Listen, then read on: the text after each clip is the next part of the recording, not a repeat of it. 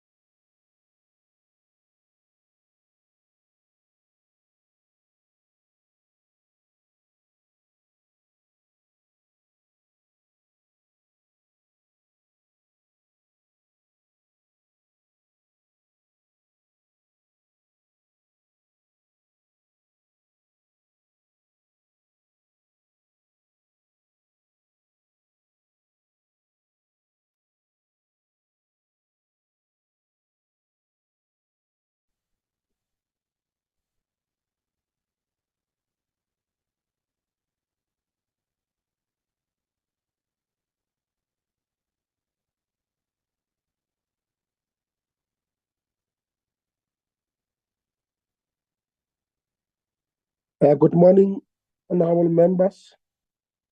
It's 10 o'clock. I think we must start with our meeting. I've just made a quick roll call to check who is present in this meeting. I think we form a quorum, and on top I requested the secretariat to check other members who have not logged in. Sometimes we forget about these meetings, especially during this time of the year, when we are on recess, and again when we are facing the mammoth task, all of us, of elections. It's quite good to just remind members to log in. It's not a bad thing. I see it's myself, Honorable George Mikalakis, Honorable Martha Bartlett, Honorable Audrey Maleka, Honorable Nokuzola Ndongeni, Honorable Rikas Badenhorst, and Honorable Shahidi Sheikh. Let me take this opportunity to welcome all of you to this important meeting. Take the opportunity as well to welcome the officials from the Department of Water and Sanitation. I see Dr. Sean Phillips is here, and other members and officials of the department. Welcome as well officials from Parliament. And firstly, I want to really apologize about the fact that we have to request you to attend this meeting. I'm told that this bill that is before us is very, very critical in the wake of the water challenges that we are confronting as a country. It is quite important to ensure that we conclude this particular process. But as important as this process is, I want, before we start with the department, they must address us why are they bringing this bill now, and how long was this bill at the level of the National Assembly. I've always raised this issue as a matter of fact that the NCOP must be taken very, very serious. We need to be afforded sufficient time to deal with important aspects such as this. This bill, as we are going to be told, seeks to establish an entity, an agency, the infrastructure agency relating to water, given the challenges that we are facing. It seeks to integrate the whole issue of different entities like the Trans-Caledon agency, as well as the water trading company entity, to ensure that they push and they are part of this, and we address the issue of infrastructure, water infrastructure, in a holistic way. This is quite important, and be that as it may, we need to interrogate all of these issues quite properly to ensure that we deal with them in a way that will make a contribution going forward. And maybe they should address us on that particular score. In terms of apologies, any apologies? Chair, officially, we haven't yet received any apology from members of the committee. Thank you, Chair. Okay, thank you very much. Be that as it may, as I indicated, we are sufficient, and I really apologize that we've got to deal with these issues in the way that we are dealing with them. But given the urgency of the bill that is before us, I think it's quite important that we meet. I'm also part of the interviews of the JSC. I requested Justice Zondo to release me for about 1 hour, 30 minutes to 2 hours so that I attend to this particular meeting, because it is very, very much important. I've been granted that opportunity. And as soon as I'm done with this meeting, I'll then resume the interviews of the JSC. That being the case, and I invite the department, as I indicated, I saw Dr. Phillips to come forward. Maybe he will also tell us why the minister and the 2 deputies are not part of this meeting to brief us accordingly. Over to you, TG. Thank you very much, Chairperson. Good morning to you, and good morning to all the honourable members. Chairperson, I think the Minister and DMs had some prior commitments. Chairperson, we have prepared a presentation which will be made by our Director for Legal Services, Bronwyn Naidu. If you'll allow, Chairperson, can I ask Bronwyn to put up the presentation and take us through it? Where are the deputy ministers? This department has got a minister and 2 deputies. 2 deputies. 2 deputies in this department. And none of them is part of this important meeting. And as I indicated, all of us are very, very busy. I've just recused myself from the important interviews that was scheduled 6 months ago to request that I become part of this meeting, because it's important.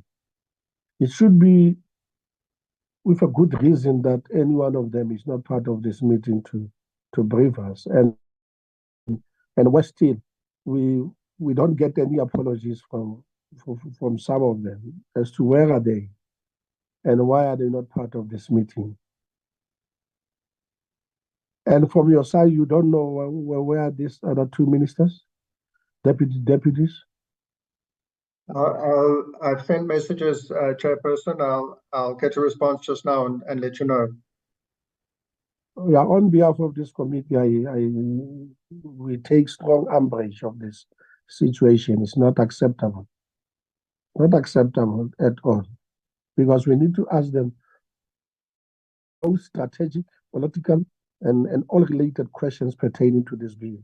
And now they send the officials of the department without any explanation and their whereabouts without them being located. I object to that. But that does may I urge members of parliament to agree that we take this presentation, and with time we will deal with these issues that I've just raised. Yeah. Thank you very much, Chairperson. Okay, I see some few hands. Before that, I see some hands. Let me allow members to reflect. Honorable Mikalakis, followed by Honorable Smith and Honorable Badenhorst. In that order. Thank you, Chairperson. Chairperson, as you correctly said, that especially with briefings like this and budget briefings, there are political questions that have to be asked, which we cannot do if the politicians responsible for this department, the minister and the deputies, are not available. Chairperson, having said that as well, there is a precedent in our committee, and I think in general in the NCOP in the past, where we have indicated to the departments that they have to come prepared, and we've released them and said to them to come back at a later stage when they are prepared. I would request that we do that, since there is a precedent, and if you're not inclined to do that, Chairperson, that we schedule a specific session where political questions can be asked to the minister and the deputy ministers, which they should attend. But I would prefer, if from the word go, the political head of the department can be available. If not, I would just like to ask from you that a specific meeting is held where we give the opportunity to members to ask such questions if there are any. Thank you, Chair. Thank you, Honorable Mikalakis. Honorable Smith. Thank you, Honorable Chair. Firstly, Chair, I think you were mentioning that this specific piece of legislation is very important, and it is quite clear that the minister and the deputy ministers don't find it that important, that they don't find it necessary for them to be here today to present this very important piece of legislation. And I think it's totally unacceptable. In fact, it is quite bizarre that a piece of legislation is thrown at the NCOP 5 weeks before an election, after the National Assembly already risen, as well as some legislatures also already risen. That it's the first time I've been 10 years in Parliament now in the NCOP, and this is the first time that we've experienced such a situation where legislation is thrown right at the end. In fact, none of my colleagues before have experienced that in previous parliaments. So this is really bizarre. And I cannot see why we need to deal with this piece of legislation immediately now. It is bizarre. But that said, I totally agree with Honorable Mikalakis that a precedent has been set, and as you also said, that the NCOP should not be taken for granted. And the only way to do that is to send them off and to tell them that if they find this piece of legislation as important as they claim it is, that they also present themselves in this meeting. Thank you, Chair. Thank you very much. Honorable Badenhorst. Thank you very much. I can only just add my voice of agreement to my two colleagues and to yourself in expressing my utter disgust at the contempt that this Department of Water and Sanitation's minister and two deputy ministers are treating parliamentary processes. It is beyond me that they could think that we as very busy people fighting elections in all our constituencies can make the time to attend a meeting like this, but it's above them to attend a meeting where legislation which they say is really important, as has been alluded to by my two colleagues, they say is important.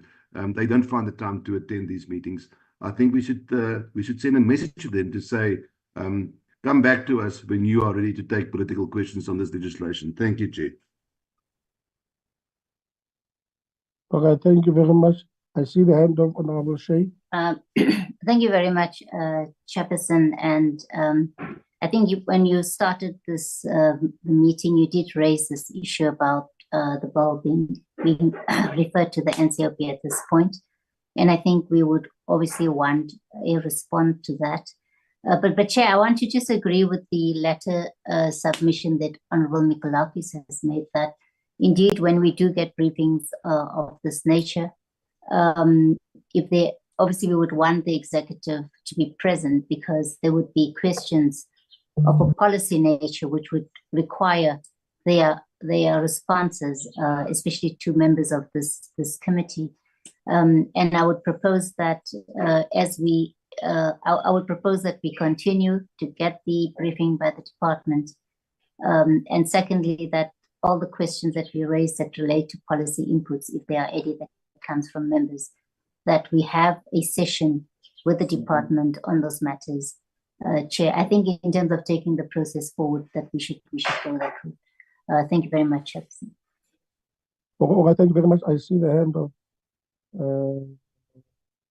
Honorable Butler, and then I will give Dr. Sean Phillips an opportunity after that. Honorable Butler. Yes, good morning, Chair. Good morning, honorable members. Chair, I just support the proposal of Comrade Sheikh, Honorable Sheikh, that we proceed with the meeting, but bear in mind for the fact that our ministers and deputies are supposed to be here. Let them also be taken to task, Chair. Thank you very much. Okay, thank you. Dr. Phillips. Thank you, Chair. I've been communicating with the parliamentary liaison officer in the ministry, and she indicates that they didn't get an invitation in the ministry. It appears that the invitation might have just been sent to the DG's office, but we're trying to confirm that, and I've asked them urgently to see if they can get one of the deputy ministers to join the meeting. Thank you, Chair. Okay, thank you. Moss, can you explain that? Chair, I think the information presented before the committee, it is incorrect. The invitation was addressed to the minister, and subsequent to that, there was an acknowledgement. Fortunately, a legal person within the department is part of the meeting, can confirm that. They will recall that this bill was put before NCOP before Easter, and subsequent to that, we had to, through consultation with the office, to say we note that members are on constituency period. However, we're going to have an urgent meeting on the 9th. But the information presented that there was no communication sent, it is incorrect, Chair. Invitation was sent to the minister and it was acknowledged. Thank you very much, Chairperson. Yes, Dr. Phillips, this is unacceptable that the minister and the ministry is not here. This is not how we work. There is a parliamentary liaison office who is appointed by the department to serve these people, to link up with us. And you, as the head of the department, you are here with your team and your legal department. It can be the minister and the deputy minister should know better. They are the ones who are driving this bill, and they know that it was only adopted by the NA a day before we went on recess. That is before the Easter holidays. And if this bill is important, they should gut it. It should be a major concern on their part that this is going through the processes, including of the NCOP. And I must say to members that before I convened this meeting, I made some objections that you can't give us a bill at this late hour when we are left with some few weeks before we retire. Where has this bill been? Because we were informed 3 years ago about the process to set up these agents. Just on the eve of us going on the recess, you give it to us. And given the importance of this bill, I agreed. I agreed because, honorable members, whether you like it or not, we're facing a crisis of water in our country. And this crisis has got to be resolved. And no matter how I feel and how I think about the process that was followed, what remains is the fact that we need to ensure that we drive this process and set up this infrastructure agency to help the country, not me, not you, not any other person, not the minister, not the deputy minister, but to help the people of this country to ensure that they have water, which is a basic necessity, which is life. And it is on those bases that I requested that I will stop even everything. As I indicated, I'm right in the middle of the meeting. You can even switch on your television. I'm right in the middle of the JSC meeting interviews. I had to request to be interrupted to be part of this meeting. Be that as it may, I'm going to really urge members of parliament that because this is not the last time we've got to unfold this process. I'm urging you that we take this presentation, we unfold it, and you allow me immediately to write a letter to both the minister and the deputy ministers to express our disappointment of this situation and request them that we want an urgent meeting where specifically they are going to address us why they are not, why are they doing this in the midst of a problem that is facing us. And as I indicated from the beginning, we are all busy. Everybody's busy.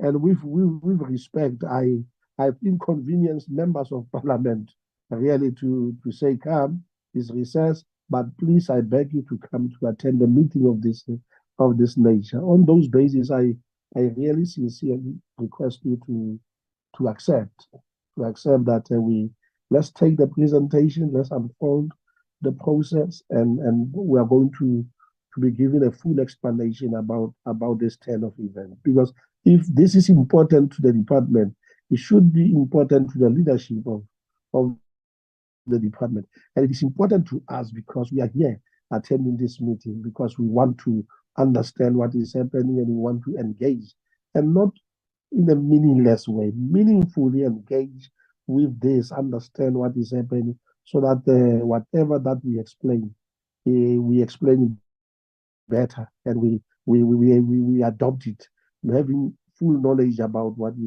is happening. If we fail to do this, it may have some implications for us and the process, given the time frames that we have. I suggest that and plead that let's start. Let us start with the meeting. I see the hand of Honorable Butler, Honorable Mikalakis, and Honorable Smith.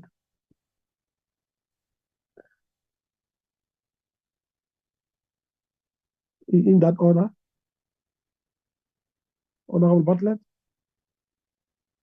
No, sorry, Chair.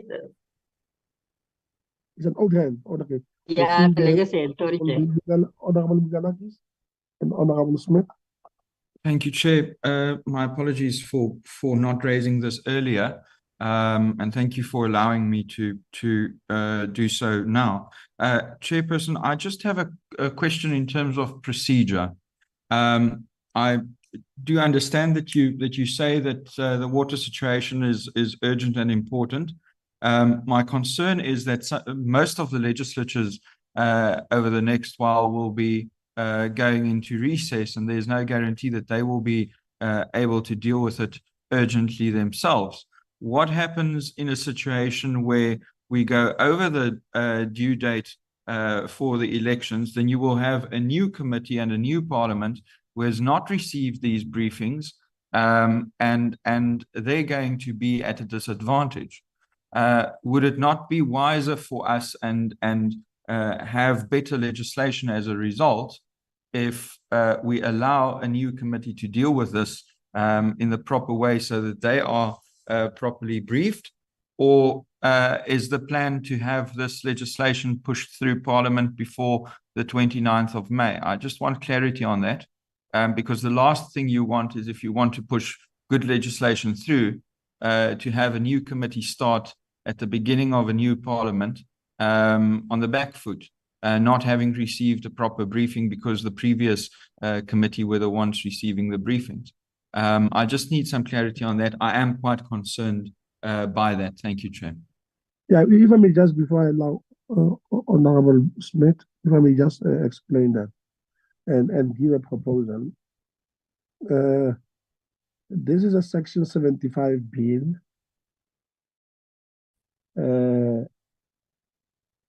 It doesn't require provinces per se, because it's not a Section 76 bill.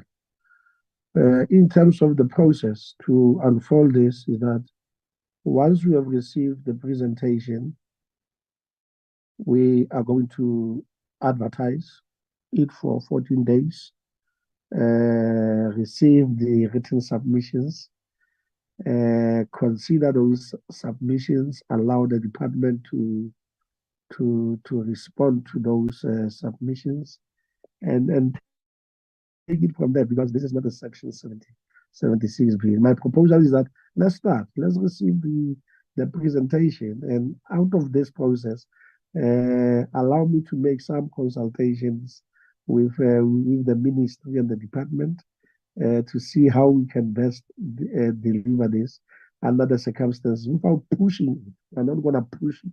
We're not going to rush it. This is not going to be a conquer work. We're doing it because we maliciously want to comply.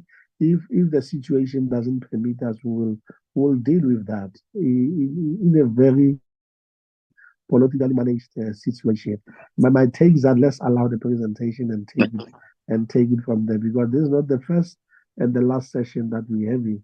There's going to be a process, and in the midst of that process, we will sit down as a committee and reflect on it and say, under the circumstances, what do we do? I propose we do that. Comrade Chair, my apology.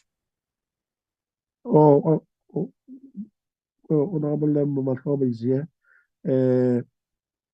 Let me give Honorable Smith before I explain to you what is the situation. Honorable Matroba.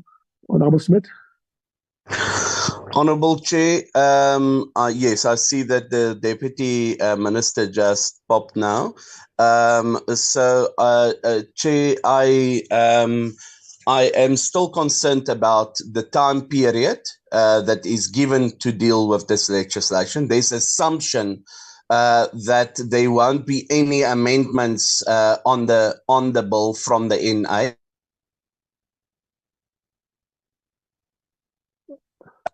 Because that preambles what we are going to do as a select committee on this legislation. And as I said, there's 5 weeks to election, and it gives us basically 4 weeks up to the 21st, if I'm not mistaken, when the NCOP also rises. That really don't give us enough time on a very important piece of legislation, and I really think we should refer this legislation to the 7th Parliament. This is, I mean, we are forcing something which have got great impact on the whole country within 4 weeks before election, and I mean. It's it is bizarre. It is really bizarre. So I want to in fact propose that this piece of legislation be referred to the 7th Parliament, and I think we as a committee have got the right to decide on that. And I want to propose that if there's a counter a position on this, that we actually vote on this matter, and then we'll live by the decision of the committee. Thank you, Chair. No.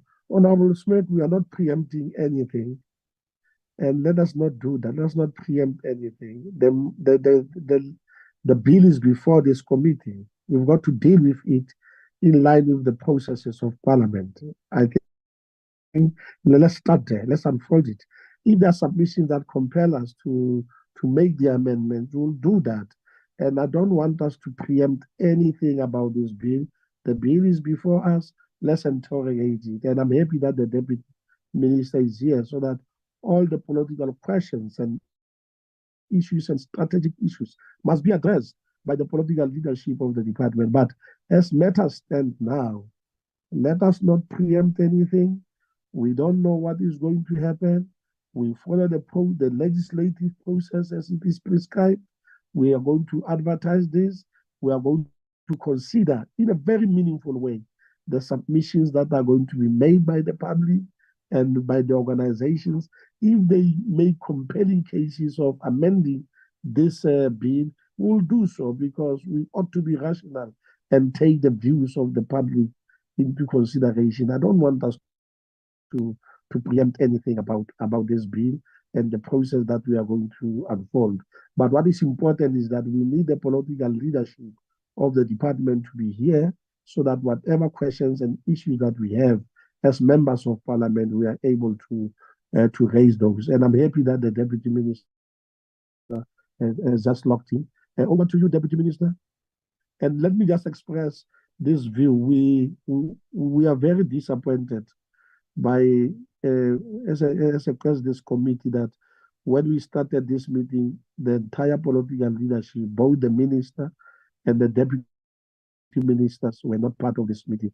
And we raised our concerns about the fact that they are not part of the meeting, and this piece of legislation is extremely urgent given the water situation that the country is facing, and that there is a need to ensure that we have the infrastructure agency that is going to help the country to ameliorate this situation. And we express that particular view.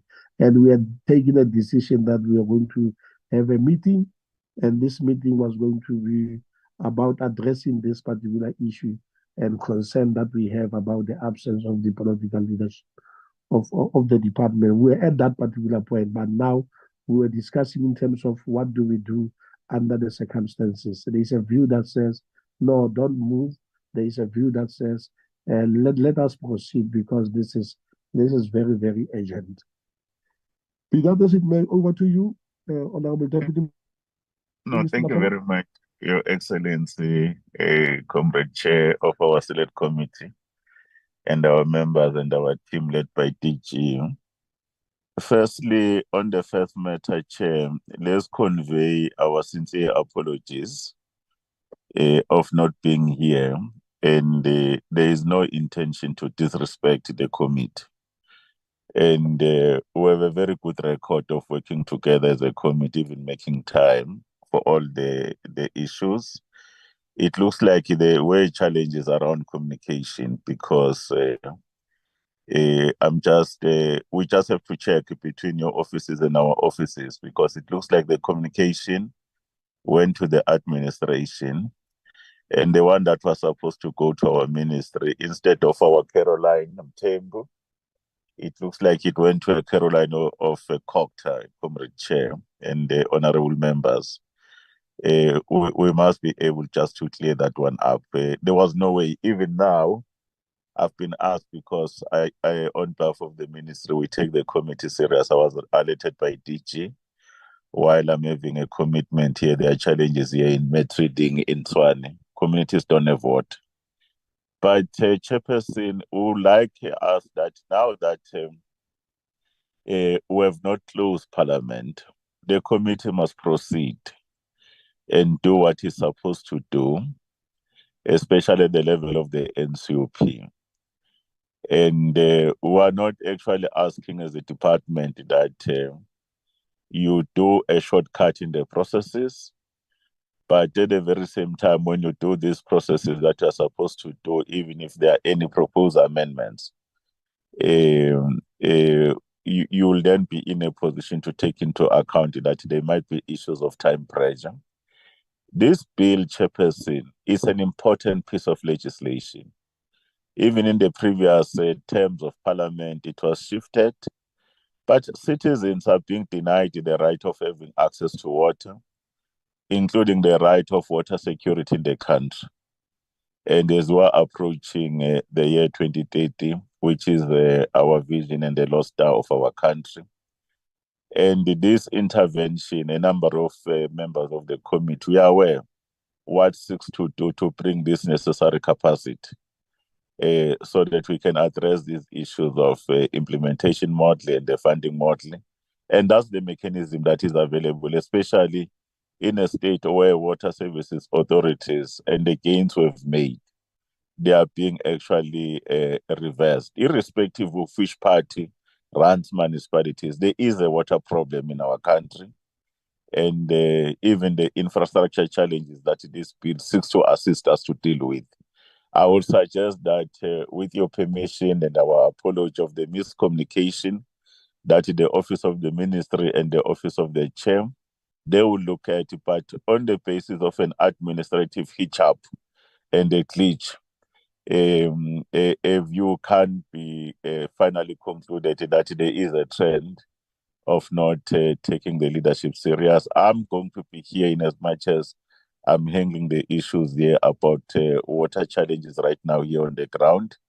I'm here with the team, and if the portfolio committee permits, the select committee permits us, that we proceed our work until we are told that no, the bell is over, the time is up.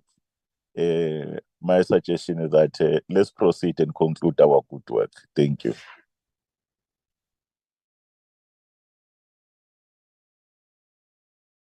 All right, thank you very much, Honorable DM Mahlova. I see the hand of Honorable DM Shabalala. And welcome to the meeting as well, with all the views that we have expressed. Over to you, Honorable DM Shabalala.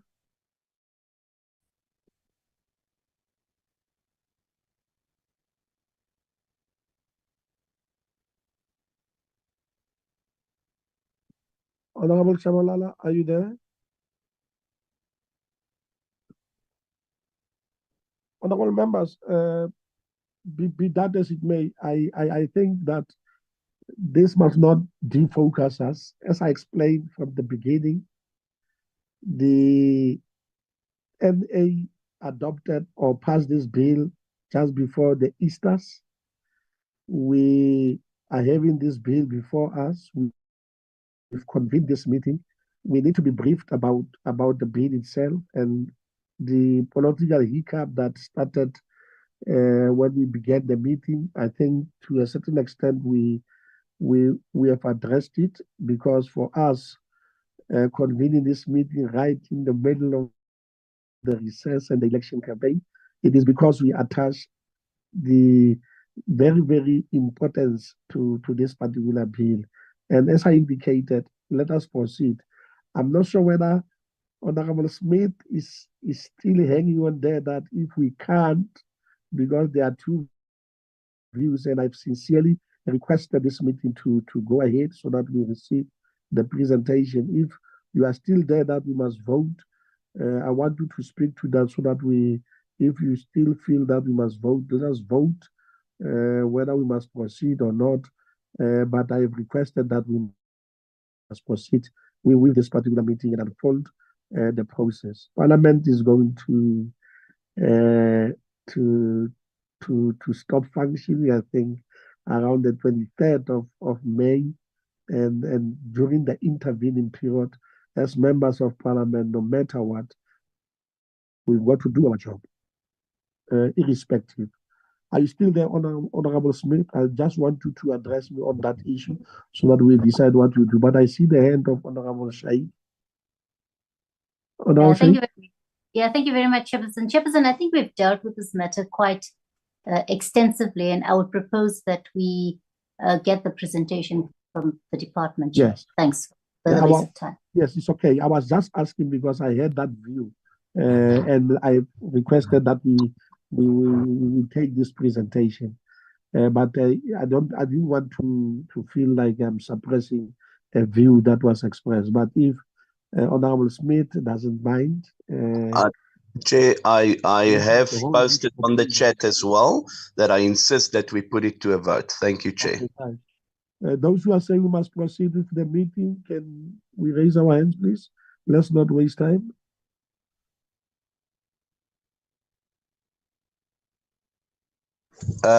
Chair, please remind the Deputy Minister that he doesn't have voting right in this committee. Yeah, okay, I'll know that. Honorable. But I'm not voting, Comrade Chair. Why does Honorable Smith want me to vote? I can vote if he wants me to vote. It's myself, Honorable Shaikh, Honorable Malik, Honorable Bartlett, Honorable Dongen, and then 1, 2, 3, 4, 5. Dongen, Bartlett, Malik, Shaikh, and myself, 5. Those, I know that Honorable David Malcolm, I have not counted in. We are 5 who say we must proceed with the meeting. Those who say we must not proceed with the meeting, can you lower your hands? Those who say yes, please. Those who say no, can you raise up your hands, please?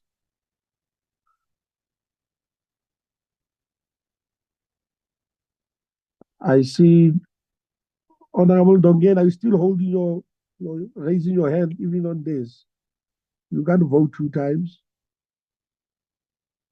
Honorable Dongen, okay. Sorry, Chair.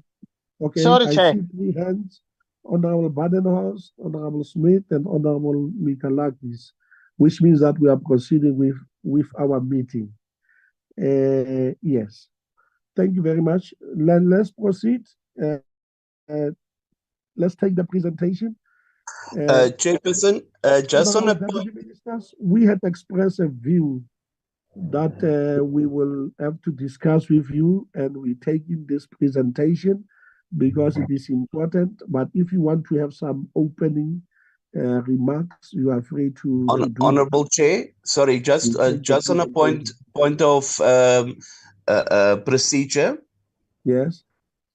As the chairperson, you are actually not supposed to vote unless there is a necessity for a deciding vote. No, Chair, Honorable Smith is out of order. No, Chair, no, he's out of order now. I'll speak for myself. Honorable Bartlett. Chair, even if it's that we are still 4 against 3. No, Honorable Smith wanted us we to all vote, just gonna Chair. Now jump there's in a and problem. No, no. Honorable Bartlett, you are out of order. I'm chairing the meeting. Honorable Smith, I voted as a chair, and if the vote was tied, I was going to have a casting vote. As clear as that. I voted, the hands were 5, and those who objected were 3. It's okay. I voted. And if there was going to be a tie, I was going to have a casting vote as a chairperson. You don't have double vote, sir. You've got only 1 vote. No, not double vote. You are also out of order. Please, I've resolved this issue and I've decided on the basis of the voting, and we are proceeding with the meeting, please. Honorable Deputy Ministers, any words from you? Thank you very much. Thank you very much, Chairperson, and to yourself and the honorable members and to DM Shabalala and the entire leadership. We are bringing this bill, Chair, for your consideration and processing. And as we are aware, it has been formally referred by the National Assembly after it has gone through a rigorous process. And the objects of the bill are very clear, Chairperson. These are part of the reforms that Minister Mkuno, DM Shabalala, and myself and the department, we are bringing to the water sector. This is not a new initiative. One of the biggest issues was the funding of infrastructure, both in terms of social, economic, and environmental and security infrastructure that we need to do. And it is stated to look at mechanisms in which we can be able to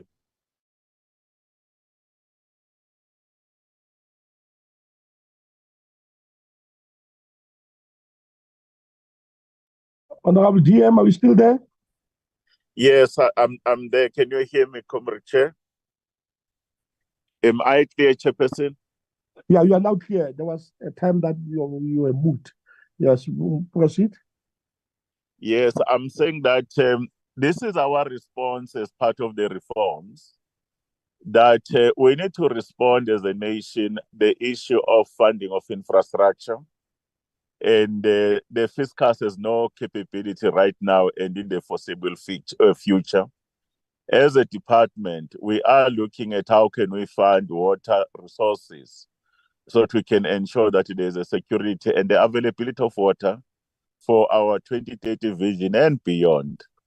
We are, in terms of this bill, building on the basis of the existing special purpose vehicle that was used by the Act of Parliament, wherein TCTA as an institution was established to look at the funding through the markets, wherein we're able to do the water that we have brought to our country to address our heartland in terms of the Lesotho phase 1. They are now currently doing phase 2, looking at the issues of FRESAP, that is supplying the strategic installation like ESCOM and others. And we've done a lot of work in terms of even reporting to yourself. Therefore, at the center, you will have the TCTA that has been able to hold the bonds in certain markets. We also have the capability of construction in our own department. Therefore, we'll be combining the asset value in terms of our own balance sheet in the existing water assets, so that we can be able to go to the markets. We are raising the necessary funding and will be in a position, therefore, if we raise funds, reducing the risk from the government, but also be able to create the appetite that is required. Therefore, in the response is one of the funding mechanisms.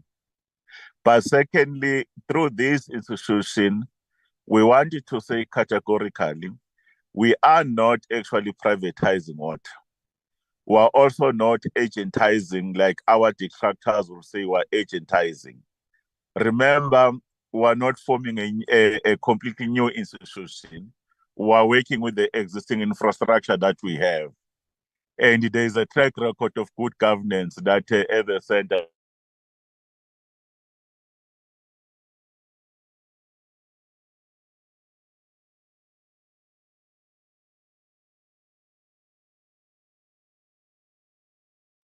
Dear Mahlobo, you keep on cutting. You've disappeared again. Yes, I'm saying that we're not agentizing, Chair. The whole ownership of this agency will be the Minister of Water and Sanitation on behalf of the citizens of our country. We should be in a position, therefore, that the minister, in as much as that there's going to be an independent board governed by all the issues that are related in terms of management of companies and so forth. But the minister will, from time to time, guide these institutions around the issues of directives and others, that what needs to be done. That's the institutional arrangement that is important to share with you. At the very same time, this new arrangement, it will also allow that when we build the infrastructure in terms of the modeling, when we go to the institution, we build infrastructure, our old ways of doing things for commercial offtakes and the ability of the state, when there's a social component, they will be able to look after these particular issues. This bill has been thoroughly consulted, more specifically with in NATLEC, our team led by the DG. They've done well, and NATLEC has supported us, including the labor, business. They think this is the right direction that we are taking, and even a number of experts in our own water sector, they are very pleased with this work. But it does not necessarily mean that now that we've consulted and we're being supported in the direction that we are taking in terms of water resource development and water resource management, including execution of major water resource infrastructure projects. NCOP and through the Select Committee must not follow its processes. That will be just at a high level, Chairperson, of this intervention and the reform that is required. it is supporting these other reforms, Chair, because we're also bringing in reforms around water services, where there's going to be issues of a clear delineation of an authority vis-a-vis of a provider that must be competent, that must be licensed, so that we don't have what we have, where a number of these major towns are struggling. But this one that we're dealing with is more on water resources, infrastructure, like we are saying. I will request that, with your permission, we allow our DG, the Director General, Dr. Sean Phillips, to take us through the summary of the prepared presentation. And we know that the bill, as it's been referred to you by the NA, it has been circulated for members if there are matters that they wanted to raise. With those words, Chair, I would request that we do so. Myself and DM Shabalala will remain here online. When there's an engagement, there are matters that requires us, as at a political level, would be able to respond to the issues. I thank you, Chair. Thank you very much, dear Mahlobo. Over to you, DG. Thank you very much, Chairperson. With your permission, Chair, the presentation will be made by our Director for Legal Services, Bronwyn Naidu. Bronwyn, Okay. can you bring up the presentation and make it? Thank you very much, DG. The Secretariat of the committee would assist me to share the presentation. Thank you very much. I'd like to start by thanking the committee for its indulgence today, for allowing the department to brief the committee on the National Water Infrastructure Agency bill that serves before the committee today. If we can please slide forward to slide 4. Just a brief historical background and context on this bill that serves before the committee today. In 2021 and 2022 consecutively, the President in his State of the Nation addresses had called for an acceleration of economic reforms to help build and recover the South African economy. Of these economic reforms, one was called for acceleration in particular, and that would be the National Water Resources Infrastructure Agency. The agency as an institution is also included in the country's 30-year vision, our National Development Plan, and to this end, to giving effect to it, the department, through our minister, has developed the bill that serves before the committee today. Of particular importance, this bill seeks to address the social dilemmas around the issues of water security, as well as socio-economic growth and development, both of which are highly dependent on the development, operation, and maintenance of our national water resources infrastructure. At this point in time, I'd like to just contextualize this bill for you. This bill, once promulgated into an act, will serve as a founding piece of legislation that will allow for the lawful establishment of the agency. Once promulgated, this act is not intended to replace or supersede any existing legislation, particularly those under the administration of this department. For example, our National Water Act, as well as our Water Services Act.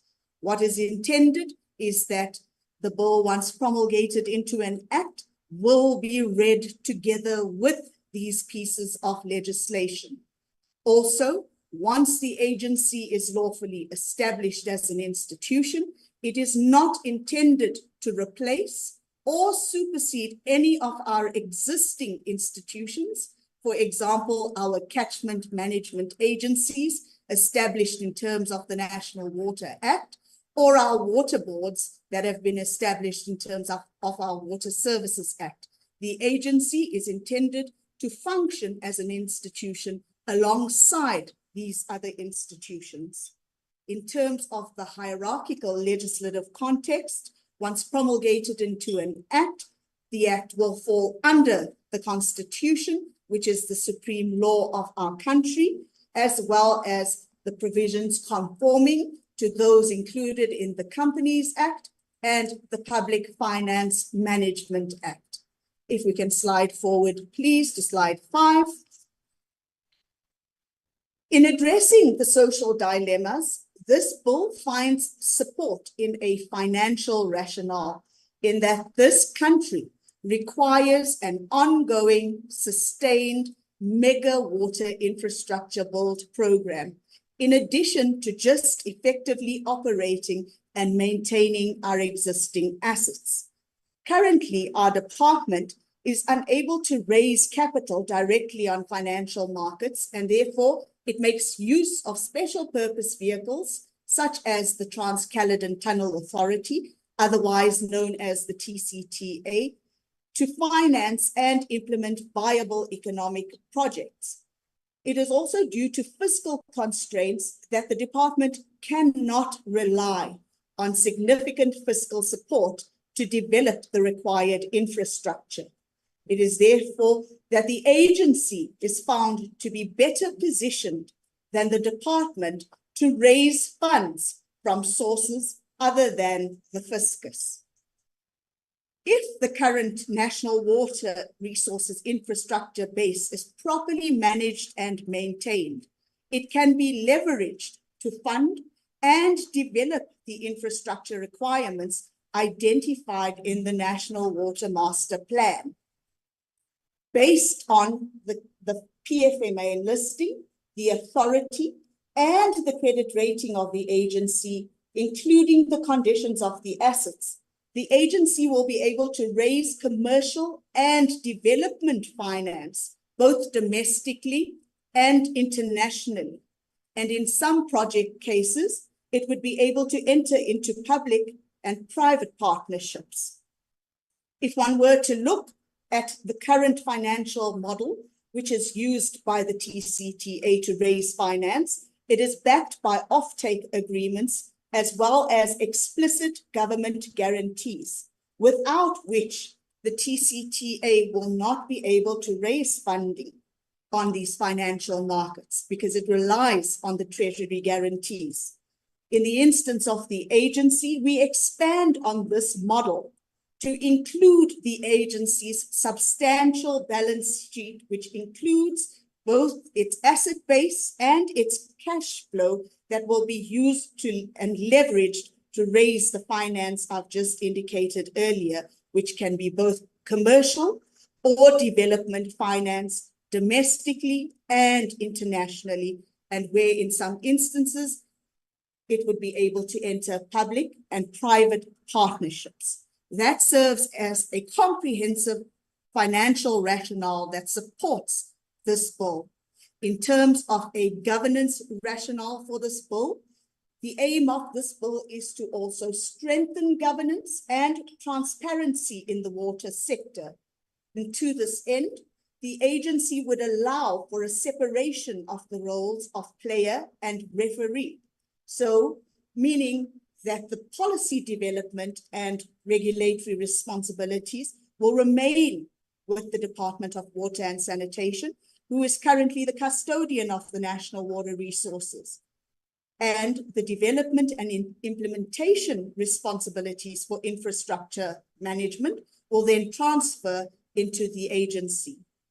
As an added benefit, the agency will also reduce fragmentation of functions such as asset management and revenue collection by rationalizing these functions and integrating them into a single entity. This bill seeks to establish the agency as a juristic person, a Schedule 2 of the PFMA, major public company that is wholly owned and controlled by the state. This again reaffirms the position that this will not amount to a privatization of water. The agency is wholly owned and controlled by the state, with a sole shareholding by the state represented by the minister. Also, there is still going to be explicit government guarantees that will be issued by the National Treasury. The TCTA, as well as a part of the infrastructure branch of the department, as well as the national water resources assets, will be transferred into the agency. Slide 6, please. Excuse me. There are 5 objectives that are set out in this bill. The first is to ensure a sustainable, equitable, and reliable supply of water from our national water resources infrastructure. The next is even more important, which is to meet our constitutional obligations as they are enshrined in the Bill of Rights. Section 10 refers to the right to human dignity. Section 11 refers to the right to life. Section 24, the right to a safe current and future environment.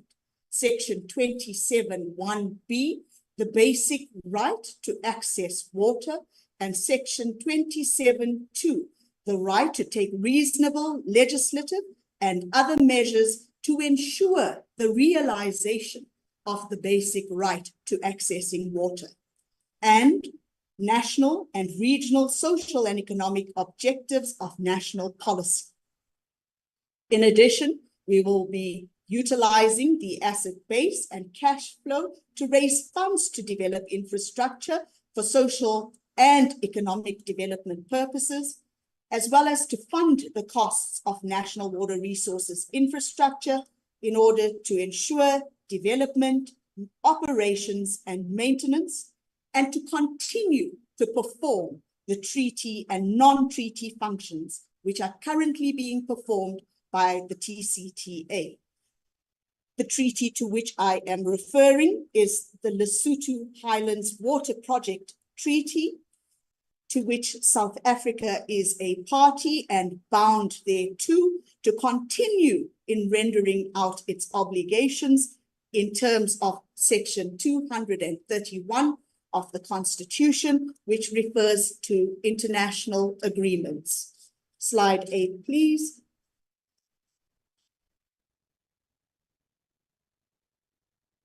Sorry, 7.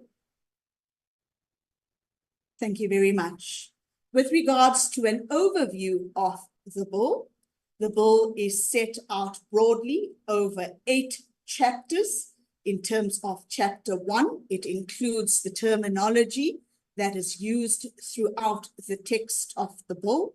It also sets out the purpose of the agency, which is to be established as a juristic person, which is wholly owned and controlled by the state. It is intended to be a Schedule 2 major public company in terms of the PFMA listing. Chapter 2 relates to the establishment of the agency. It sets out the founding documents for the incorporation of the agency, but more importantly, it includes the functions of this agency, which amongst other functions includes financing, development, operations, and maintenance of our national water resources infrastructure, the treaty and non-treaty functions that are currently being performed by the TCTA. Very importantly, we have included a function that indicates the social footprint of this agency, which is the obligation to promote the development of projects that will meet the social needs, and not only to identify these projects, but to facilitate the financial arrangements and funding in terms of these projects so that these projects will in fact materialize. In terms of chapter 3, the governance chapter that appears before you, this chapter has been comprehensively drafted and extensively and all-inclusively consulted. It has been based on the 17 King's Code principles as the code of best practice relating to governance, and also includes the Presidential Review Committee report recommendations. This agency is not just to be regarded as an independent legal identity. We regard it to be an integral member of society, and therefore it is intended to cooperate as a good corporate citizen with an effective ethical board as its accounting authority. You will find that it is composed of not less than 9 and not more than 11 executive and non-executive members, which is to ensure that Principle 7 of the King's Law Code is adhered to in identifying and including diversity, expertise, experience, skill, and including the independence of the board. In addition to this, the criteria set has been comprehensively drafted in line with comments received from business, labor, civil society, the portfolio committee, etc.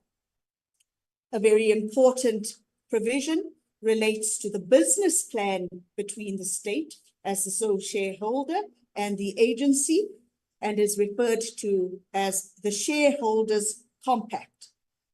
This chapter is also drafted and compatible with the provisions of the Companies Act, particularly relating to the fiduciary duties and role of the accounting authority in terms of the PFMA. It includes aspects such as disclosure of interests, recovery of improper benefits, and the validity of decisions. It also reaffirms the application of both the Companies Act, the PFMA, and the King's Law Code and Codes of Governance best practice. Next slide, please.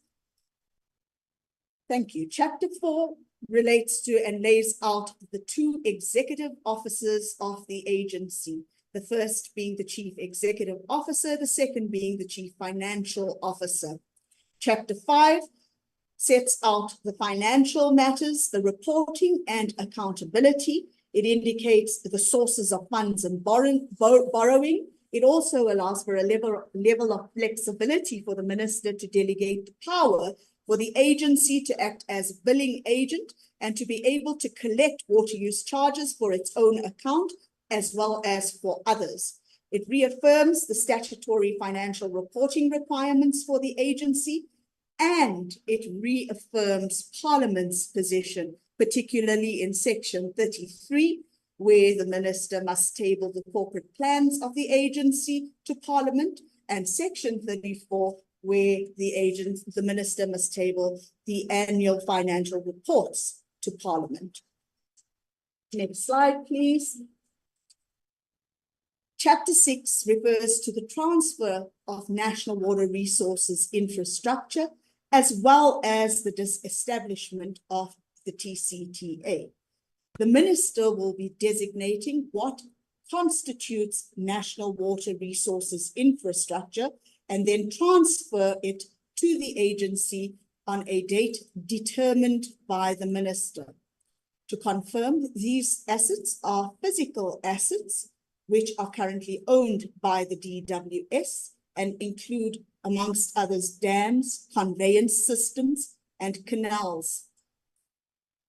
systems, all of which are revenue-generating assets. With regards to the disestablishment of the TCTA, this will be done by way of a government gazette notice and is conditional upon the consultation and arrangements having been made with the government of Lesotho as well as the lenders of the TCTA. Next slide, please. Chapter 7 relates to the powers of the minister. In this respect, the minister may delegate powers and assign functions. It also particularly stipulates that the power to make regulations may not be delegated, albeit that these regulations do not alter the substantive content of the legislation and will rather be used to ensure that administrative and procedural matters are attended to for the proper implementation of the Act. The power to make regulations is not one power that may be delegated. Next slide, please. Chapter 8 includes miscellaneous provisions. Once again, additional provisions that support the proper implementation of this piece of legislation. In this instance, I'll particularly direct you to the transitional provisions, which confirms that any act or anything that is done currently in terms of the National Water Act will still be valid and of force until this act is of full force and effect. Next slide, please. The status of this bill. This bill has been tagged as a Section 75 bill, and on the 26th of March was adopted by the National Assembly and referred to the National Council of Provinces for concurrence. The National Council of Provinces has referred the bill to the committee for consideration. Thank you.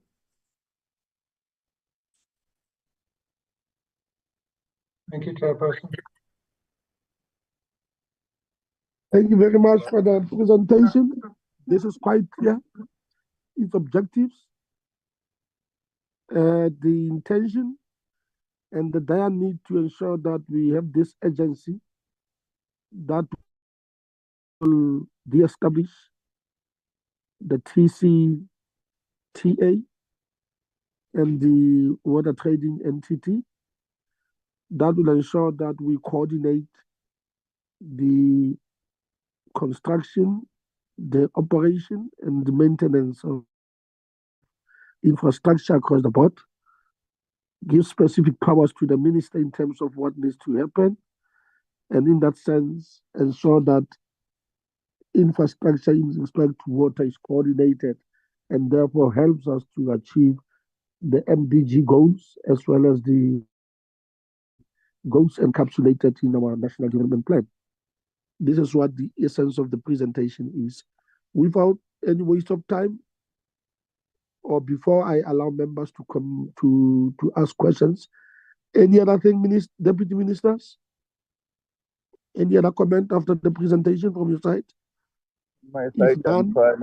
I'm not sure whether DM Shabala wants to say something or she'll want to come at the end when we respond to issues. Thank you, Chair. DM Shabala can guide us. Thank you very much. DM Shabalala? Thank you so much. Do you hear me now, Chair? Am I audible? Very well. Oh, thank you so much. Firstly, just to really apologize earlier on for the mishap when we started, Chair. We humbly really truly apologize for not being here on time. As we said, there would have been communication that was problematic. But maybe from my side, Chairperson, it's just to say that as the presenter, Stacey, has said, that this bill has been here for quite some time. I think I would have wanted to speak to what was said earlier on when we were joining. And the matter there was that why should we pass this bill or rather consider this bill in this administration, Chairperson? Just safe to say that the process has really taken at an advanced levels, and a lot of this work has been done really, Chairperson, and the bill was delayed in 2005 due to the challenges, of course, in the administration. And one has been presenting this bill from the National Assembly, in the committee, in the NA, even from last year in September and so forth. And now we're in the April month, Chair, and would also appreciate as MPs, as much as we have lots of work, and that we appreciate NCOP, that in many instances, Chairperson, when it's time, the NA brings perhaps in terms of the processing NA at times takes a bit of time for yourselves, and you find that you are at the last end, at the tail end. That is very, very crucial, and that we want to acknowledge the work that really you have to do and your responsibility. Hence, we are really, really humbling ourselves, Chairperson, that you really give us, you look at this bill for what it is. And what is more important around this matters, Chair, is that, you know, you would appreciate that access to water Huma, it is life itself as a source of life as well.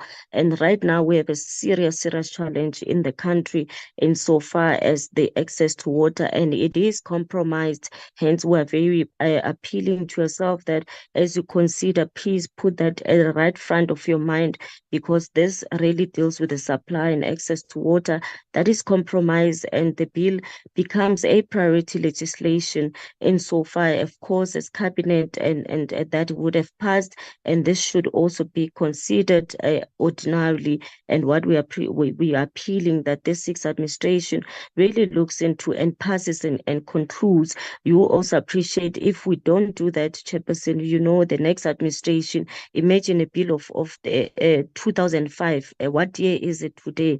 And it deals with a very fundamental right of the citizens of this country enshrined in the Constitution. So the more we delay, Chairperson, and in passing such legislation, in imposing serious risk on us.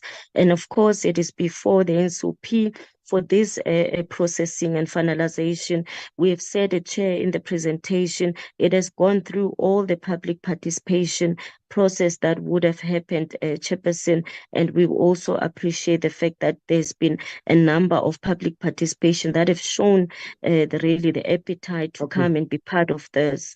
So maybe let me leave it at that. I can wait for a further engagement in terms of the questioning, Chair. Thank you for the opportunity. All right, thank you very much, Deputy Minister.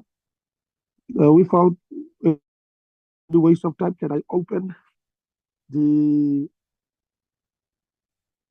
for discussions, for comments, or questions, anything from honorable members? Over to you, members.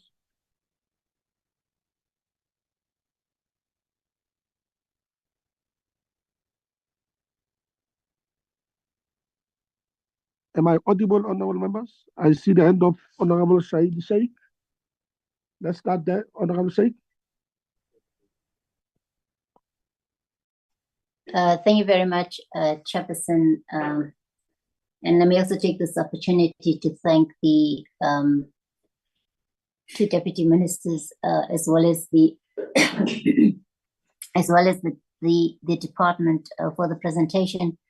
Chairperson, yeah, I think what the last comments of the DM covered me to some extent, especially in terms of my question around the fact that given the urgency of the establishment of the agency, what the envisaged timelines were with respect to the establishment of the agency. But I think, Chairperson, in terms of the establishment of the agency itself, Chairperson, I think I'm pretty much covered. However, I think what I would maybe want a little bit more elaboration around would be in terms of how will the establishment of the agency ensure sustainability of a reliable water supply, as well as how will the agency link with the water boards and water service authorities. And also, Chair, I think the establishment of the agency also impacts staff within the department in terms of the transfer of staff. I mean, how will matters around that be addressed? I think, Chair, that's just two areas that I think I wanted further elaboration on. Thank you, Chair. Thank you, Honorable Sheikh. Honorable Smith.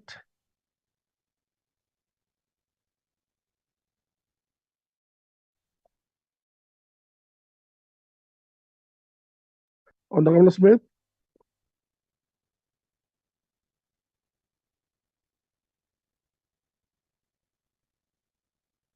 Honorable Smith, over to you. Yes, we can hear you now. You hear me, Honorable Chair? Yes. You can proceed, Honorable Smith. Can you hear me, Chair? Yes, we can hear you very well. Okay, thank you. Yeah, because you broke up, that's why I wondered. Okay.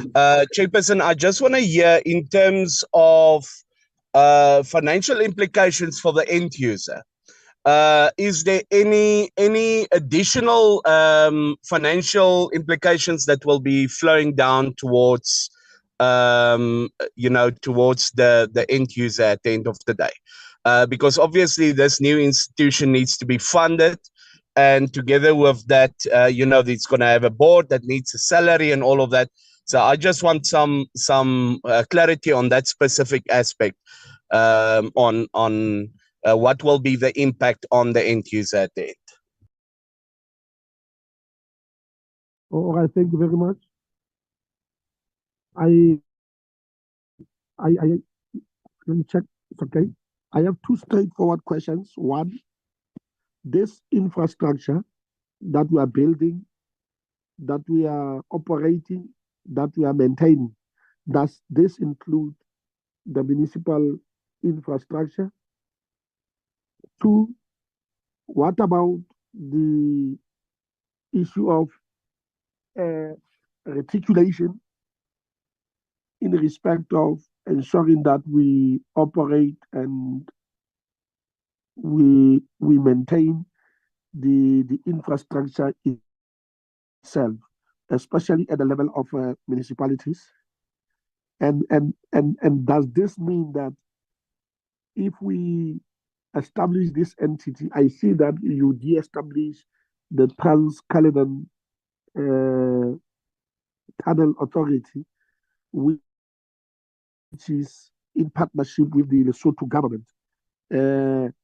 What are its implications with the current status quo and the work that is done by the Lesotho Highlands Water as well as the Trans-Caledon Tunnel Authority? If you can respond to those questions, please. Or I see the hand of Honorable Badenhorst. Come in, Honorable Badenhorst. Okay, thank you very much. I was just late in putting up my hand. Chair, my question is more of a general nature with regards to how the agency envisaged to practically raise funds, and I think it maybe links to what Honourable Beyer-Schmidt just asked as well. What measures will be and we have to be straightforward and honest with each other now. If you look at the history of some 700 state-owned enterprises in South Africa, most of those state-owned enterprises have got a proven track record of corruption, maladministration, mismanagement, political interference, appointment of inexperienced and unqualified officials and contractors, tenderpreneurs, stealing money at the end of the day, which results in a bailout by the state, which is actually taxpayers' money, to assist that failing SOE as things progress. So what measures will be put in place to ensure that funds are spent on the core functions of the agency and not just wasted like most of the other SOEs in the country up to date? Thank you very much. Okay, thank you very much. Those are the questions. DG? No, thank you. Okay. Let me come first, DG. Okay. Thanks, Chair. Like we have said in a chairperson, the first question that are being asked, this bill, by its own definition, is South Africa's National Water Resource Infrastructure Agency. This is mainly about our main water resource infrastructure that that will include the development of infrastructure for water that is related to water security, our dams, our canals, and so forth. It's an important infrastructure, like members, they will know. Because at the end of the day, our investment in infrastructure remains one of the most priority aspects that we should do, so that because infrastructure is the backbone of any development, there will never be any economic growth and so forth if we don't attend to the issues of infrastructure. That's why you could see that through Minister Mkhune and ourselves, we spend a lot of time just to bring a lot of bulk infrastructure projects or water resource development projects back online. And it has nothing to do with the issues of municipal infrastructure, because there is another regime there, Chairperson. This is about national infrastructure, because municipal infrastructure, by its own definition, leadership is a very localized infrastructure. They might have some bulk component and certain distributing network that is there, but the issues of the backbone of our infrastructure, that's what we are looking at. But you will know, leadership, we've discussed about a number of reforms with yourselves.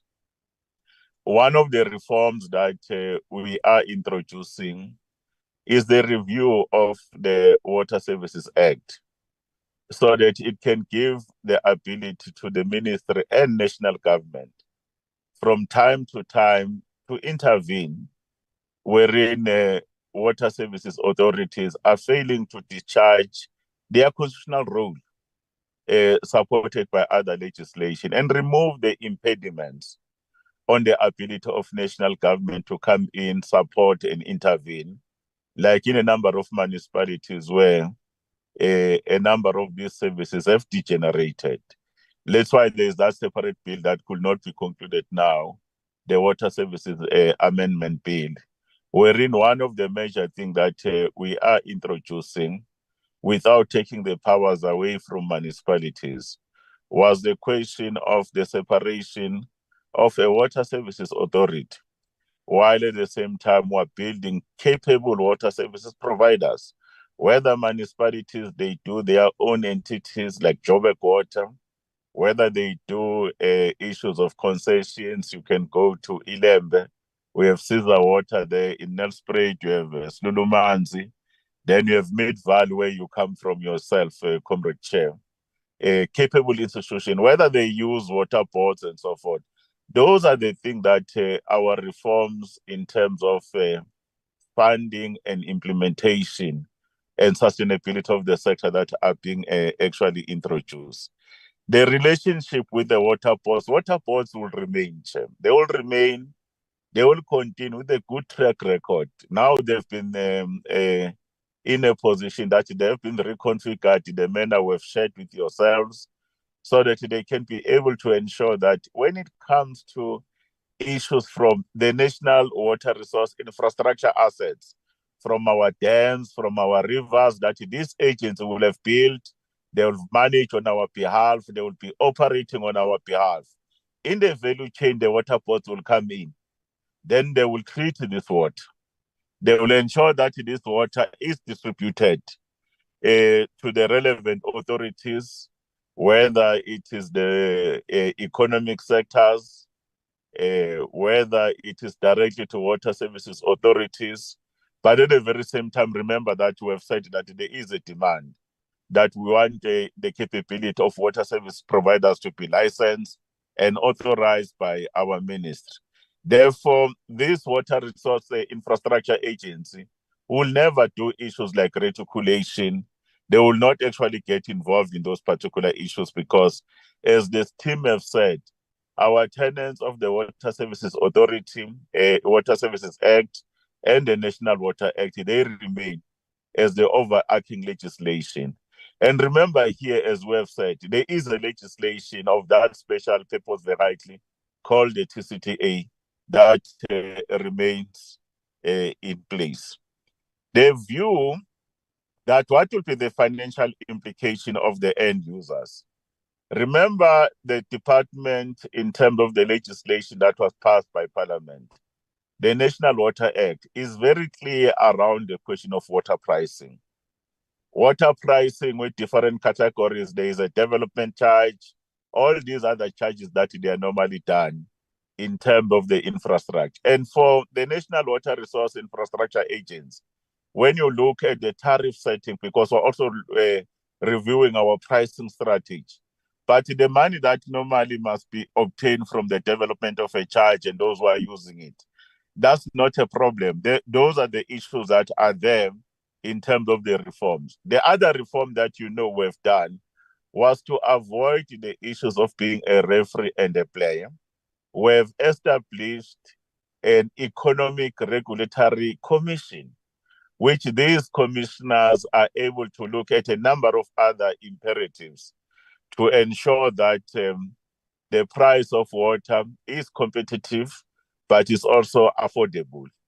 Therefore, the most important aspect is that the regulation of water around the pricing or the tariff setting, that structure is working well. At a particular point, we'll have to look at a possibility of an enabling legislation around this regulatory commission or entity that is there, or regulations that are there in the very same mood that we have done with the energy sector through NESA.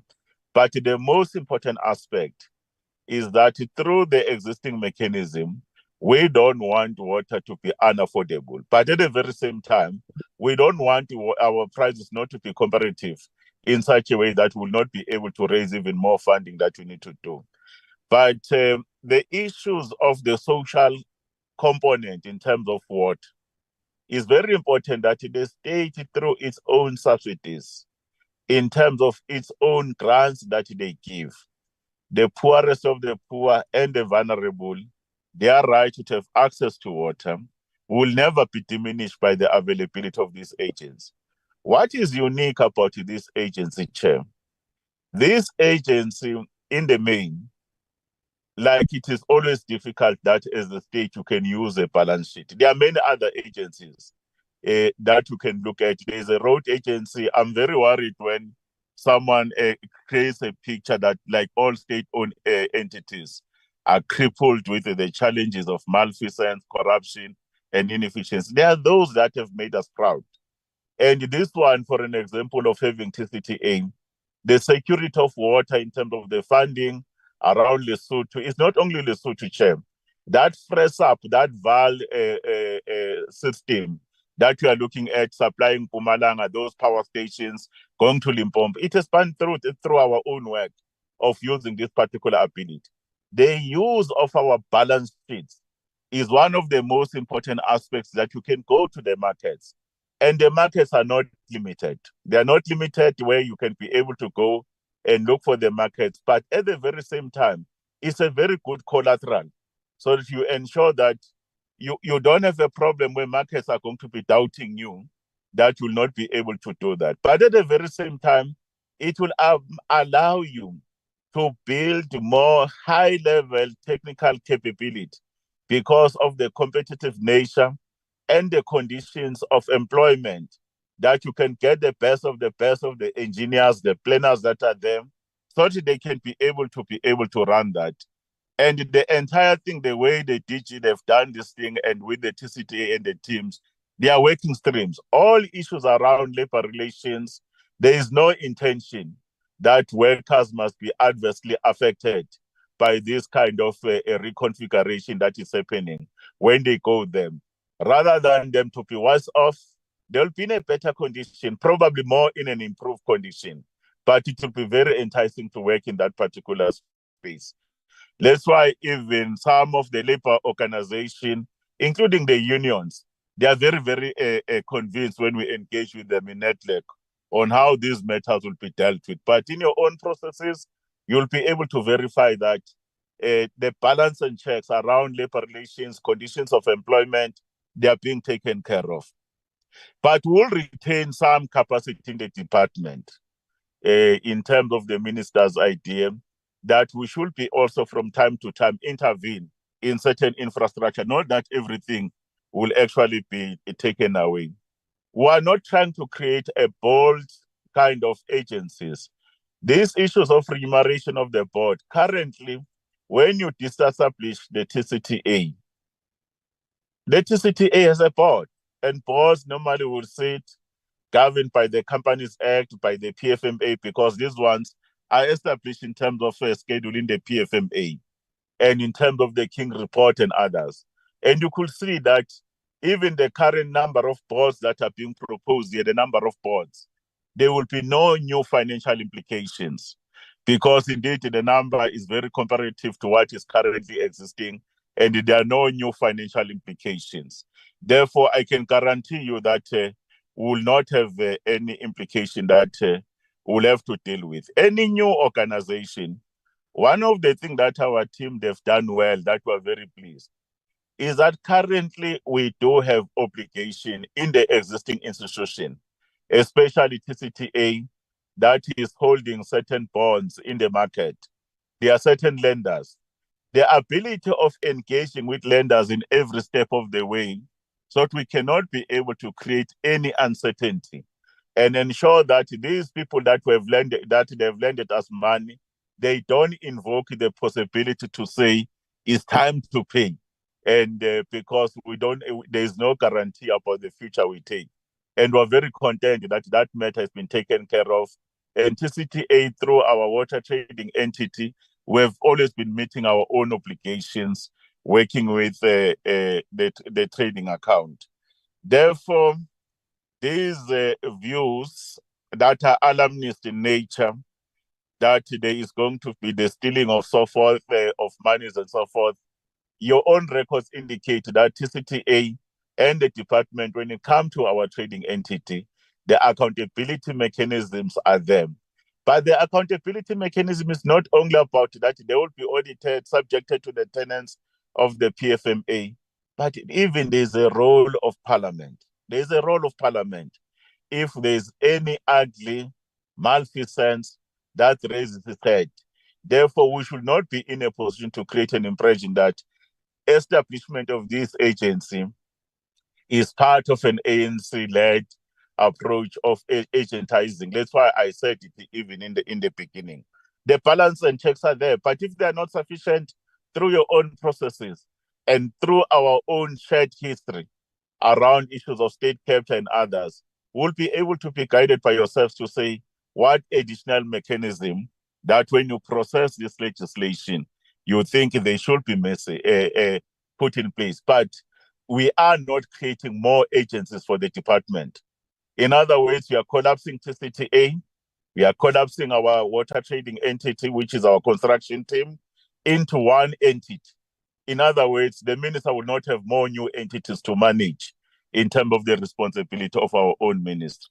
Those are some of the things that before we said the technical team, Your Excellency, Comrade Chair, I thought I must be able to clarify, because some of them, they do have some political implications, in as much as there are some of them that have hardcore technical matters that I think the DG will be able to reaffirm some of our issues. Thank you. Thank you very much, DM. Can we, DG, can you respond to the specific questions and issues raised? Thank you very much, Chairperson. Firstly, to respond to the issue raised by Honourable Sheikh and a related issue by Honourable Badenhorst. Honourable Sheikh asked how the establishment of the NWA will ensure sustainability of supply, and a related question by Honourable Badenhorst is how we envisage the agency will tactically raise funds. The answer is that there is a risk that lack of water could become a constraint to economic growth in future unless we do various things, including build more national water resource infrastructure. We need to invest more in the coming years in national water resource infrastructure than we're currently doing. We need to increase our level of investment in national water resource infrastructure, but the fiscus is constrained in that regard. There are limits to which we can get money from the fiscus to do the necessary investments. So we need to, as we invest more in the future in national water resource infrastructure, we need to get private sector funding for it, because there isn't enough money in the fiscus for it.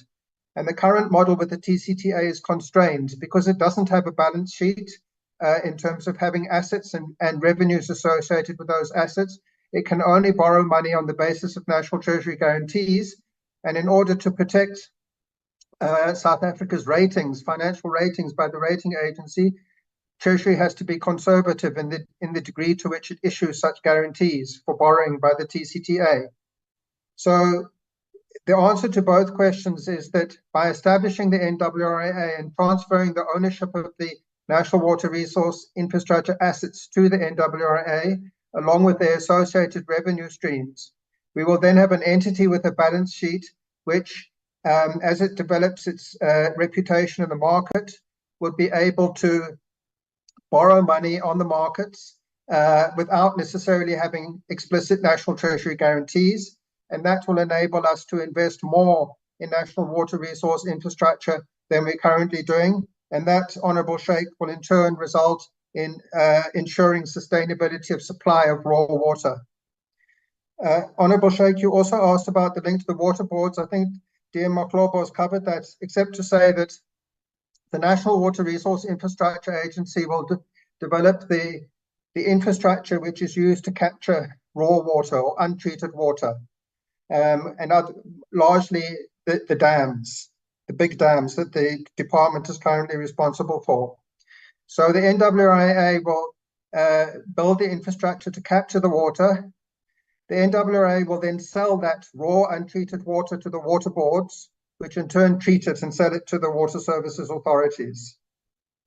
So that the link between the national and then the water boards and the municipal remains the same, and that national is largely responsible for providing the raw water capture infrastructure. In terms of the Water Services Act, the water boards are a support service to municipalities to enable economies of scale with regard to bulk water service distribution infrastructure and treatment. And then the municipalities are responsible for distribution in terms of the Constitution. Honourable Sheikh, you also asked how the transfer of staff will take place. It will be a Section 197 of the Labour Relations Act transfer that will govern the transfer of staff. So the staff will be transferred as a going concern, both the TCTA and the staff in the department that will move over to the NWRA. With regard to your question, Chair, about the Lesotho Highlands Water Project and the treaty, the legality of it is that the NWRA will become the successor to all the commitments of the TCTA. So all the legal agreements that the TCTA has, both in terms of the Lesotho Highlands Project and in terms of its agreements that it has to the current lenders of the TCTA, will just automatically become agreements with the NWRA, with the NWRA as the successor to the TCTA. So the Lesotho Highlands Project will continue. It won't make any difference to the implementation of the project, and it won't result in any changes to the treaty. It's just that NWRA will be substituted for TCTA, where TCTA is referred to in all of those agreements. There was one other question with regard to, to elaborate a bit on, Chairperson, there was a question from Honourable Badenhorst about how we manage the risk of corruption or maladministration. 2 points on that. The first is there's a risk of corruption or maladministration whether a function is performed by a state-owned entity or whether it's performed by a department. But we have taken measures in terms of the bill to put clauses in the bill with a view to ensuring that the risk of corruption or maladministration is minimized. And if you allow, Chair, I'd like to just ask Bronwyn to come in again, just to give some examples of clauses we put in the bill, or elements of the bill that have been included to try and ensure good governance of the NWRA and to minimize the risk of maladministration and corruption. Bronwyn. Thank you, DG. As indicated, the governance chapter had been quite comprehensively crafted and compatible with the provisions of the company's legislation. Just an example of one such clause that would deal with maladministration or mismanagement of funding is clause 19 in the bill that relates to the recovery of improper benefits or improper profits, so to speak. In this instance, we also have further to that the clause that relates to what we consider to be an offense as well. So we have included this in our offenses clause to be able to deal with persons who contravene the provisions of this act. We also have clause 45 that allows for the investigation of the agency and interventions to be taken by the minister. We also have in the interventions clause that should it be found that the agency is failing to remedy any deficiency, the minister can appoint an administrator. So there are several clauses that can support the proper administration by the board. Thank you.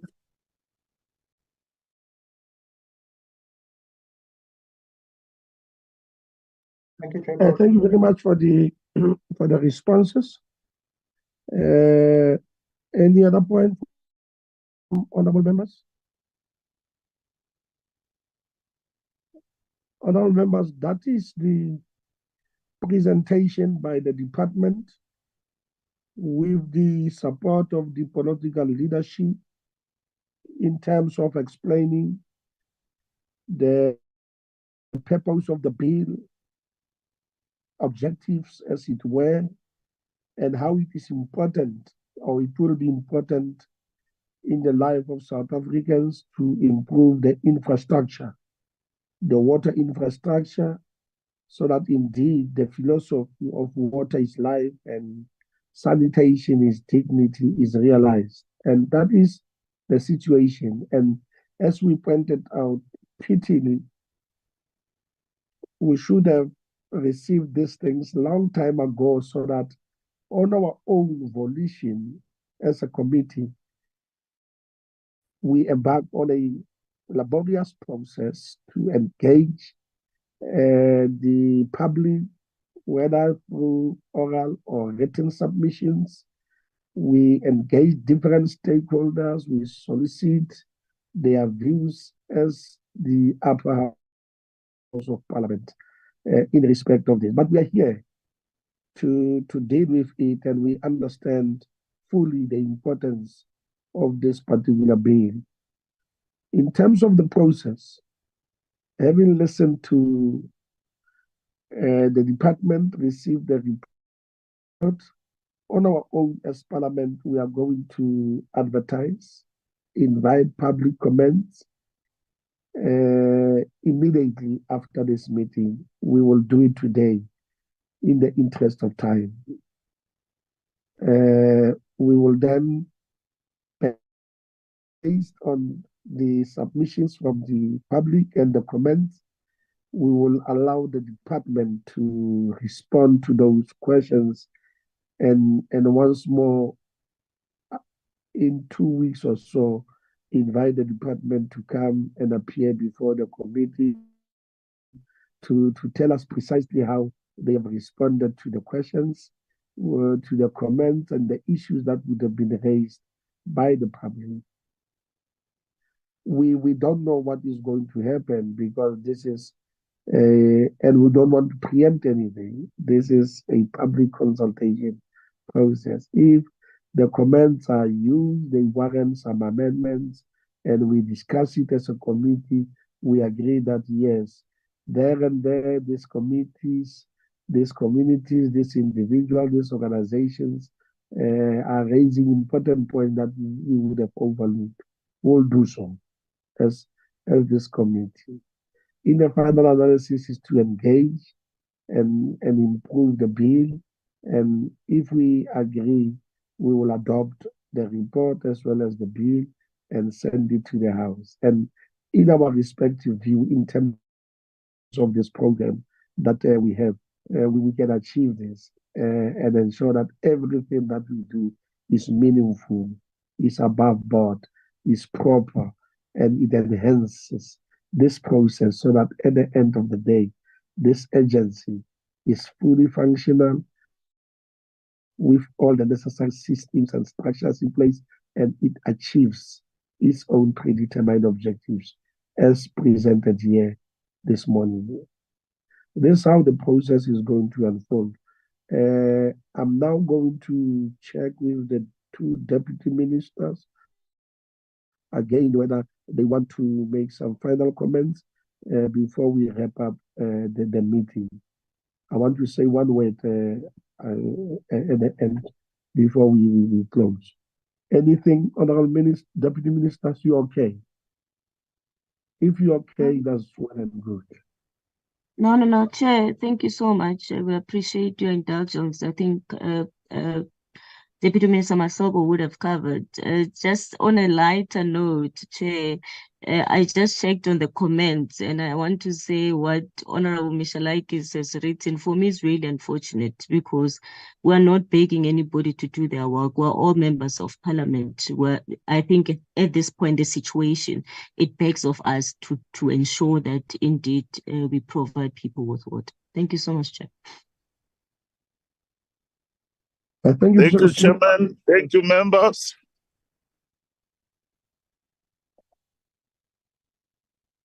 Yes, I was saying that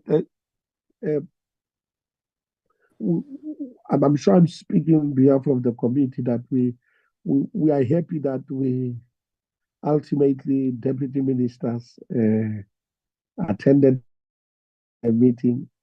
As I pointed out in the beginning, we were not quite happy because this process is as important as they are. They need political leadership. We can succeed if political leaders guide the process. And this would have been, and I want to really emphasize this would have been for the first time in 5 years, Honorable Masobo, that we feel this way about you.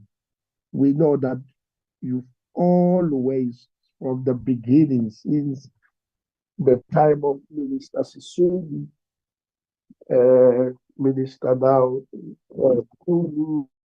you've always attended our sessions. You've always been very, very helpful. And since the appointment, and you have always supported us leadership. Yes. And since Honorable Judith Chabalala came in, she's always been available. Now, at the penultimate, just on such an important bill, and I indicated that we are on recess. Parliament is on recess. Members of Parliament should be doing their political campaigning for their political parties. I summoned them in a way. I said to them, well, this bill is important. We were a bit disappointed, but we are happy that you are here. I also said, I'm right in the middle of the JSC meeting. I had to request permission from Justice Zondo that I be allowed to attend this session because this is important as well. And now suddenly no one is backing us up. But I'm happy in the final analysis that you came and we understood. And the issue of this communication, we'll check what could have happened. And administration must really tighten up the screws, ensure that everything is seamless. Wherever the problems are, we resolve it. Because the intention is not to fight. The intention is not to clash. The intention is to deliver. And members of parliament love to do their job. We want to do our job. We want to make an impact and make the necessary contribution in what we do, whether it's oversight, is lawmaking, whatever that is. We want to really do that. But at the end, I'm thankful that we now understand the bill is before us. Let's unfold the process. Let's give it a try. It will be at that point when we receive submissions and the feedback from the department that we assess the situation and we take a decision about what we need to do going forward. But more than that, I'm happy that ultimately we had this meeting and really want to take this opportunity once more, thank all honorable members once more for your cooperation and for heeding this call for this meeting because this was important. Thank the two deputy ministers for ultimately coming to join us. And that signifies that we also understand the importance of this particular bill that is before us. Thank you, Dr. Sean Phillips, with your team for taking us through the presentations and clarifying all the questions that were asked by the honorable members. With that, thank you very much, honorable members. We will convene a meeting at a later time to take these particular issues forward. And welcome, Honorable Motsamai, as well. I see that you ultimately joined the meeting. We thank you, Chair, too. on managing our meeting well. Okay.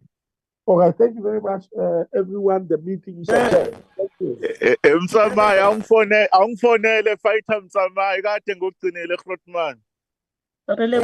Chair. You are the best deputy minister to attend our meeting, and when you are needed by any time, you don't care whether it's night or not, but you answer the call. Thank you so much. Ngiyabonga leadership, ngiyalebuka ne.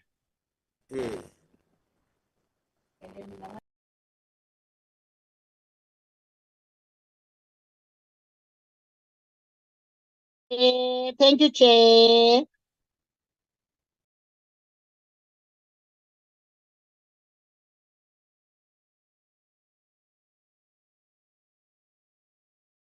Recording stopped.